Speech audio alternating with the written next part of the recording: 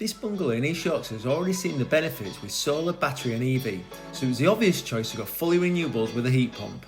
After the heat loss survey complete, the correct design for this home was a 6kW Deaconal Therma 3, fully open loop and controlled by the Madoka thermostat with a Nectar app enabled.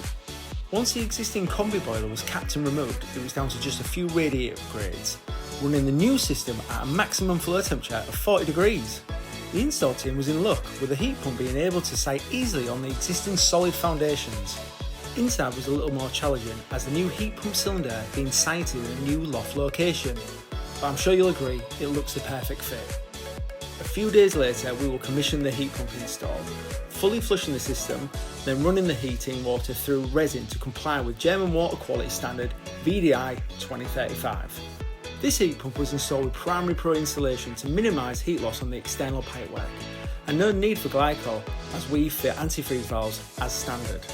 Once the MCS and heat pump registration complete while still on site, then we finish off with a full handover to the customer with an in-depth explanation of the system and controls.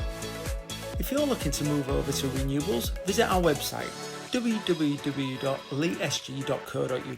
or you can contact us on 01482 770 550 for all our heat pump, solar and battery installations.